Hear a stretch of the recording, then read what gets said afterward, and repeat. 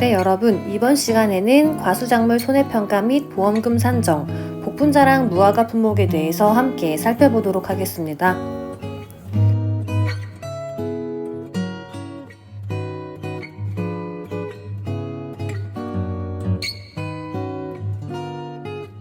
여러분 교재 보시면은 복분자랑 무화과는 수확 전 종합위험 과실손해보장 방식으로 나누어져 있는데요.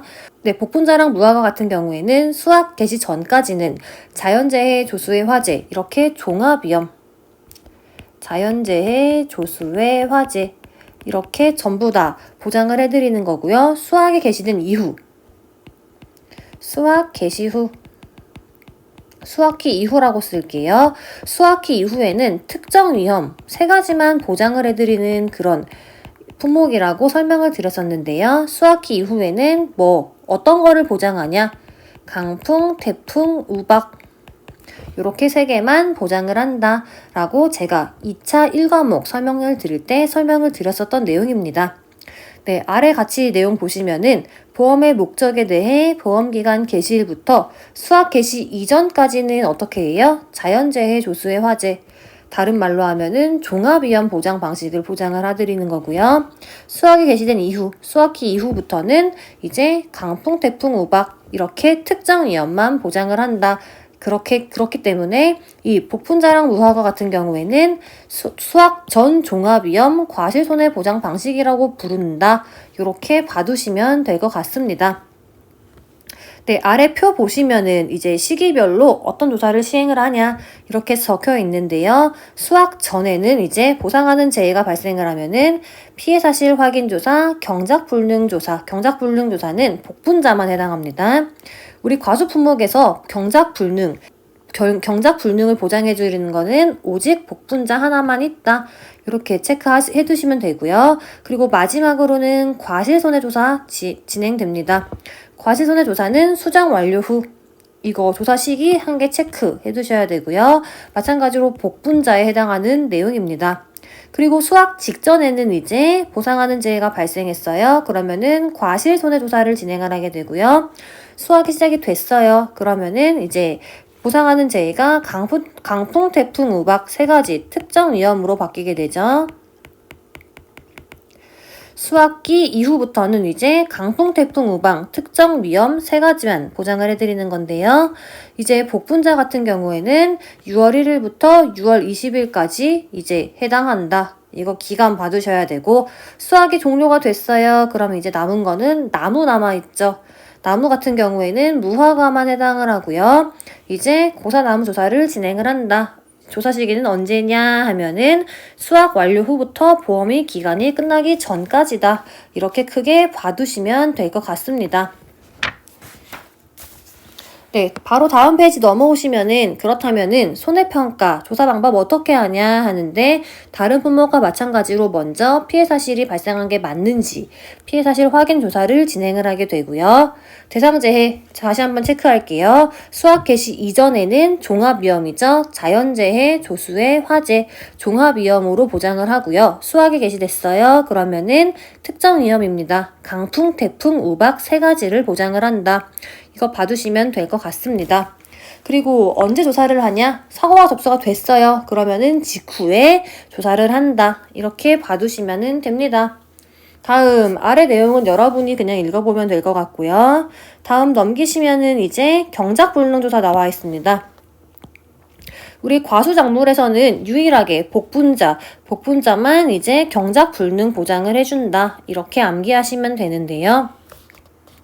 조사 대상 보시면은 피해 사실 확인 조사 시 경작 불능 조사가 필요하다고 판단된 농지나 아니면은 사고 접수 시 이에 준하는 피해가 예상되면은 이제 경작 불능 조사를 하게 됩니다. 언제 조사를 하냐 하면은 피해 사실 확인 조사 직후 또는 사고가 접수가 됐어요. 그러면 그 직후에 조사를 하면 되고요. 조사를 어떻게 하냐 하면은 먼저 보험 기간을 확인을 하게 됩니다. 이 복분자의 경작 불능 보험 기간은 계약 체결일 24시부터 수확 개시 시점까지입니다. 수확 개시 시점까지가 이제 경작 불능, 복분자의 경작 불능 보험 기간이고요. 단 가입 이듬해 5월 31일을 초과할 수 없음. 기간도 다 외워주셔야 됩니다. 이런 기간 다 외워야 되나요? 이렇게 물어보시는 분 계시는데요. 이 보험 기간의 수학 개시 시점 무조건 외우셔야 되고요. 이 숫자 다 외우셔야 됩니다. 다음, 그리고 이 해당 기간 내에 발생한 사고인지 확인을 해야 되고요. 다음으로 이제 보험 기간 내에 발생한 사고가 맞아요. 그러면은 보상하는 재해가 발생했는지 그 여부를 심사를 해야 됩니다. 다음에 경작 불능 조사 같은 경우에는 이제 실제로 경작한 면적을 확인해야 되는데요. 실제 경작 면적이랑 재식 면적을 확인을 해야 됩니다. 어떻게 확인을 하냐 하면은 GPS 면적 측정기 있죠? 면적 측정기나 지형도 등을 이용해서 보험 가입한 면적이랑 실제 경작 면적을 비교를 해야 되고요. 다음에 심어져 있는 면적, 재식 면적, 주간 길이랑 일항폭을 통해서 이 재식, 심어져 있는 면적을 확인을 해야 됩니다.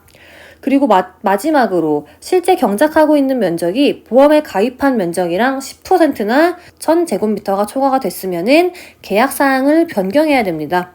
근데 이 부분에서 이 괄호에 있는 내용이 이번에 2023년도 9회 기본이론서가 개정되면서 추가가 된 내용이에요. 원래는 그냥 10% 차이일 때는 계약사항을 변경해야 된다라고 되어 있었는데 이번에는 이렇게 정확한 수치 1000제곱미터 초과라는 수치가 추가가 되었으니까 이렇게 기본 이론서 내용이 수정이 된 부분은 여러분 반드시 숙지하시고 시험장에 가셔야 됩니다. 1000제곱미터 초과 이거 꼭 봐두시면 될 것 같아요. 네, 다음으로 이제 경작 불능 여부를 확인을 해야 되는데요. 우리 경작 불능 보험금 같은 경우에는 무조건 식물체 피해율을 따집니다. 그래서 피해를 입은 게 65% 이상인지 그 여부를 확인을 해야 되는데요. 이제 이 식물체 피해율은 어떻게 산출을 하냐 하면은 식물체가 고사한 면적을 보험 가입 면적으로 나누어서 고사한 면적 나누기 보험 가입 면적을 하면은 이제 이 식물체 피해율을 구할 수 있습니다. 그래서 65% 이상인지 이상 여부, 그러니까 이상이니까 65%가 포함이 되는 거죠. 그러니까 딱 65%만 돼도 이제 이 농지는 경작불능보험금 지급 대상이구나. 이렇게 봐두시면 되고요. 그 다음에 계약자가 경작불능보험금을 받을 거야. 그렇게 보험금을 신청했는지 그 여부도 확인을 해야 됩니다. 네, 아래 보시면 여기 표 나와 있으시죠? 이 표가 이번에 새로 추가가 된 내용인데요. 조금 더 이제 추가적인 보충 설명 자료라고 보시면 될 것 같아요. 이제 계약자가 보험금을 신청했냐, 신청 안 했냐에 따라서 어떻게 되냐, 지금 그거를 이렇게 표로 정리를 한 건데요. 식물체 피해율이 65% 이상이에요. 근데 계약자가 보험금을 나 받을 거야 신청을 했으면은 경작 불능 조사를 하면 됩니다. 근데 만약에 계약자가 나 신청 안 할 거야, 나 경작 불능 보험금 신청 안 받을 거야 이렇게 되면은 나중에 종합위험 과실손해조사를 진행을 하면 되고요. 그리고 식물체 피해율이 조사를 했는데 65% 미만이에요. 이런 경우에는 계약자가 보험금을 신청을 했어도 이제 경작불능 보험금이 지급이 되지 않아요. 그러면은 나중에 종합위험 과실손해조사 나가면 됩니다. 이렇게 표 받으시면 되고요. 마지막으로 이제 경작불능 후 나중 조사예요. 산지 폐기를 했냐, 산지 폐기 여부를 확인하는 것까지 중요합니다. 왜냐면은 이전 조사에서 보상하는 재해로 식물체 피해율이 65% 이상, 그리고 계약자가 경불보험금을 신청하면은 이 경작불능 보험금이 지급이 되는데요. 이 경작불능 보험금을 받은 상태에서 이제 산지 폐기를 하지 않고 또 그 농지에서 그 계약자가 이득을 얻으면 안 돼요. 그래가지고 경작불능 보험금을 받았으면은 이 농지가 경작이 어렵다, 경작이 불능하다, 나 그래서 경작을 포기할 거야, 그러니까 나한테 경작불능 보험금을 주세요가 되는 거기 때문에 무조건 이 산지 폐기를 해야 됩니다. 그래서 경작불능 후 조사에는 산지 폐기 여부 확인이 들어간다, 이렇게 이해하시면 될 것 같습니다. 그리고 이제 3번 종합위험 과실손해조사 보도록 하겠습니다. 이제 대상 품목은 복분자 여전히 나와 있는데요. 조사 대상 보시면은 종합위험 방식 보험기간, 그러니까 계약 체결일 24시부터 이듬해 5월 31일까지 피해 사실 확인 조사를 했는데 추가 조사가 필요하고 판단된 농지, 또는 경작 불능 조사 결과 종합위험 과실손해 조사가 필요할 것으로 결정된 농지는 이제 이 종합위험 과실손해 조사를 해야 된다. 근데 조건 나와 있죠? 단 경작 불능 보험금이 지급된 농지는 이제 제외됩니다. 경작 불능 보험금을 받았어요. 그럼 넌 이제 보험에서 더 이상 받을 수 있는 게 없다. 이렇게 이해하시면 됩니다.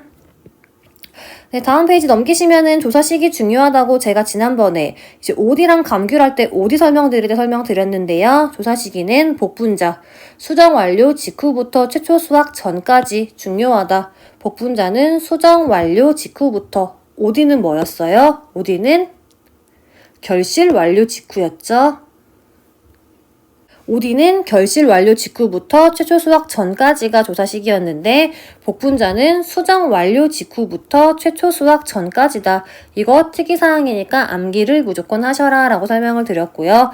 그리고 마찬가지로 이제 피해가 미미 이런 사유로 종합위험 과실손해조사 안 할래 이라고 계약자가 얘기하면은 조사 안 해도 된다.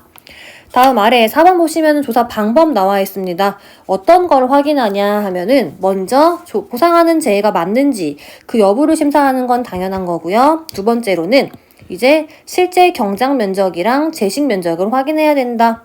이거 마찬가지로 2023년도 여러분 9회 기본 이론서에 추가된 내용이니까 조금 봐둬라. GPS 면적 측정기나 지형도를 이용해서 실제 경작 면적이랑 보험에 가입한 면적을 비교를 하고요. 그 다음에 주간 길이랑 일항폭을 토대로 재식 면적을 확인합니다. 그러니까 재식 면적은 주간 길이 곱하기 일항폭 이렇게 하면은 재식 면적이 나온다. 이렇게 이해하시면 되고요. 마지막 3번. 실제 경작 면적이 보험 가입 대비 면적이랑 10% 차이. 근데 여기에 이게 추가된 거라고 했죠, 숫자. 혹은 1000제곱미터가 초과예요. 10% 이상 차이거나 1000제곱미터는 초과. 1000제곱미터는 초과. 이렇게 초과가 되면은 계약사항 변경하셔야 됩니다. 그리고 기준일자 확인하셔야 되는데요. 기준일자는 사고일자로 해요. 기준일자는 사고가 발생한 사고일자로 하고요. 이 기준일자를 설정을 어떻게 하냐에 따라서 보상재해가 달라집니다. 그러니까 다시 한번 기준일자는 사고가 일어난 날짜가 기준일자죠. 손해평가 반이 농지에 조사를 나간 조사일자가 기준일자가 되는 게 아닙니다. 기준일자는 사고일자를 기준일자로 한다. 이것도 잘 체크해 두시고요. 다음, 그러면은 표본조사 어떻게 하냐? 먼저 표본 포기수를 산정을 합니다. 마찬가지로 별표 1, 별표 1에 따라서 표본 포기수 산정할 건데요. 이 표본 포기수 몇 개로 할 거야? 라고 산정을 했으면은 그 다음에는 표본 포기를 산정을 하고요. 그 다음에 표본 구간을 선정을 하게 됩니다. 표본 구간 선정에서는 중요한 점이 선정한 표본 포기 전후 2포기씩 추가해서 총 5포기를 표본 구간으로 선정하는데요. 다만 가입 전 고사한 포기 그리고 보상하는 재해 이외의 원인으로 피해를 입은 표본 포기나 표본 구간에 포함될 경우에는 해당 포기를 제외한다. 그리고 이웃한 거를 쓰면 된다. 이렇게 보면 되시고 그 다음에 이 표본 구간에서 살아있는 결과모지수가 몇 개인지 이 합계를 조사를 하면 되고요. 다음 먼저 볼게요. 그 다음에 수정 분량, 송이수, 피해율을 조사를 할 거예요. 각 표본 포기에서 임의의 6송이를 선정해서 한 송이당 맺혀있는 전체 열매수랑 피해 열매수를 조사를 하는 거예요. 근데 현장 상황에 따라서 조사할 송이수는 이제 뭐 빠지거나 추가가 될 수 있고 마지막으로 이제 미보상 비율까지 확인하면은 이제 표본 조사는 끝난다. 여기까지 일단 복분자다. 이렇게 봐주시면 되는데 이게 뭔 내용이냐 하면은 복분자 같은 경우에는 이제 저도 공부할 때 이렇게 공부를 했는데 이렇게 심어져 있습니다. 이렇게 되어 있고 이제 표본 포기를 정한다고 했잖아요. 이렇게 뭐 이런 식으로 심어 있다고 치면은 표본 포기를 정하는 거예요. 근데 여기서 나는 얘를 표본 포기로 할 거야. 얘를 표본 포기 할 거야 라고 보시면 되는데 복분자가 어떻게 자라냐 그거를 먼저 여러분이 생각을 하셔야 돼요. 복분자는 뭐 이런 식으로 이렇게 잘한다고 해요. 1, 2, 3, 4 3, 4, 5, 6, 7, 1, 2, 3, 4, 5, 6 뭐 이런 식으로 하고 여기에 이렇게 열매가 요렇게 맺힌다고 치면은 우선 용어를 한 개씩 설명을 드릴게요. 일단 여기에서 3번에서 선정한 표본 포기 전후 2포기씩 추가한다고 했죠. 그러니까 얘를 표본 포기로 할 거야 하면은 이 옆에 2개 그리고 이 뒤에 2개 해서 총 하나, 둘, 셋, 넷, 5포기 되죠. 이 5포기를 표본 구간으로 설정한다. 요 얘기예요. 첫 번째 밑줄 그은 거는 선정한 표본 포기 전 앞에 2개, 뒤에 2개를 추가해서 총 5포기가 이제 표본 포기가 된다. 표본 구간으로 설정한다라고 해야겠죠? 표본 구간으로 설정한다. 이렇게 보시면 되고요. 표본 구간. 그리고 이제 이 표본 구간을 정했으면은 각 표본 구간별로 살아있는 결과 모지수 합계를 조사한다고 했어요. 근데 결과 모지가 뭐냐 하면은 제가 그림을 그릴 때 요렇게 뭐 가지들을 그렸죠? 요 긴 거 하나를 결과 모지로 한다. 결과 모지다. 이렇게 보시면 되고요. 여기에서 이렇게 가지가 날 거예요. 요 조그만 것들을 결과지라고 한다. 이렇게 보시면 되고 아까 제가 그린 이 꽃처럼 그린 거 있죠? 이게 송이다. 뭐 이렇게 복분자 열리는 송이. 요게 송이다. 이렇게 보시면 됩니다. 되셨죠? 이 뒤에 5번에서 수정 불량 송이 피해율 조사를 할 때는 각 표본 포기에서 이무의 6송이를 선정해서 한 송이당 맺혀있는 전체 열매수랑 피해 열매수를 조사한다고 했어요. 다시 앞으로 그림을 넘어가서 이 각 표본 포기에서 임의의 6송이, 그러니까 이런 송이를 6개를 임의로 이렇게 골라서 이제 한 송이당 맺혀있는 전체 열매수 개수 세고 그 다음에 수정 불량된 피해 열매수를 세면 된다. 복분자는 요 그림, 요 예시로 이렇게 여러분 교재에 그려놓고 이해하시면 될 것 같습니다. 되셨죠? 그리고 나번 보시면 이제 무화과 나와 있어요. 무화과는 수학기까지 열매가 나온다고 해요. 그래서 어떻게 심어져 있냐 하면은 무화과는 보통 이제 요렇게 무화과가 심어져 있고 무화과 뿌리라고 해야 되나요? 그리고 가지가 이렇게 요런 식으로 이제 가지가 나고 여기에서 이렇게 무화과가 이렇게 열린다고 합니다. 요런 식으로 여러분 중에서 이제 이런 무화과 직접 키워보신 분은 저보다 잘 아시겠죠? 그리고 요렇게 이런 나뭇가지를 결과지라고 한다. 먼저 이렇게 무화과의 생김새를 한번 유추해보고 그 다음에 이 같이 본문 읽어보도록 하겠습니다. 먼저 무화과 보시면은 조사 대상 종합위험 방식 보험기간 계약 체결일 24시부터 가입 이듬해 7월 31일 이전까지의 사고로 피해 사실 확인 조사 시 추가 조사가 필요하다고 판단되면은 조사를 하는데요. 조사 시기는 최초 품종 수확기 이전까지입니다. 최초 품종 수확기 이전. 그리고 아래 조사 방법 보시면은 먼저 첫 번째로 보상하는 재해가 맞는지 그 여부를 심사하는 거는 이제 다 아시겠죠? 그 다음 나무수를 조사를 합니다. 농지 내에 품종 수령별 나눠가지고 실제 결과 주수 몇 개냐, 미보상 주수 몇 개냐, 고사나무 몇 개냐 파악을 해야 되고요. 이 세 가지 파악하면은 조사 대상 주수 몇 개인지 계산할 수 있죠. 그러면은 이 조사 대상 주수가 나왔어요. 그러면 별표 1에 따라 표본 주수를 총 몇 그루로 할 건지 이제 우리는 알 수 있고요. 이 표본 주수를 정했어. 그러면은 농지별로 가서 골고루 이제 표본주를 선택할 수 있다. 그리고 표본주를 정했어요. 그럼 달려있는 착과수 몇 개인지 셀 수 있죠. 그 다음에 착과수 조사를 했어요. 그러면은 착과 피해 조사까지 할 수 있다. 착과 피해 조사는 어떻게 하냐? 이거는 착과 피해 조사는 착과 피해를 유발하는 관련된 재해가 있을 경우에만 시행을 하는데요. 품종별로 3개 이상의 표본주에서 숫자는 무조건 암기 이렇게 보시면 돼요. 임의의 과실을 100개 이상을 추출. 다음에 피해 구성 구분 기준에 따라 구분해서 그 개수를 조사합니다. 근데 조사를 했는데 그 당시에 착과에 문제가 없어요. 그런 경우에는 품종별로 피해 구성 조사는 생략할 수 있고요. 무화과는 어떻게, 피해 인정 개수는 어떻게 하냐? 하면은 아래와 같다. 나와 있죠? 50, 80, 100. 이렇게 된 거 볼 수 있고요. 참고로 우리 감귤에서는 뭐 30, 50, 80, 100 이거였는데 무화과는 30이 없다. 그냥 50, 80, 100으로 나누어져 있다. 이렇게 보시면 되고요. 이 피해 인정계수 50%형은 저희 나중에 계산할 때 곱하기 0.5를 하는 거고 80%형 피해 과실은 계산할 때는 곱하기 0.8. 다음 100%형 피해 과실은 전부 다 피해가 일어난 거예요. 나중에 계산할 때 피해 인정계수 곱하기 1로 한다.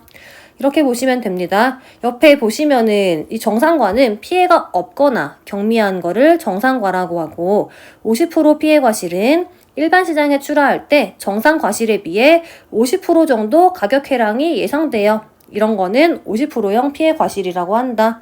그리고 80%형 피해 과실은 일반 시장에 출하가 불가능해요. 근데 가공용, 예를 들어 통조림 같은 걸로는 공급될 수 있어요. 그런 거를 80%형 피해 과실이라고 하고요. 100%형 피해 과실은 완전히 피해를 입은 거죠.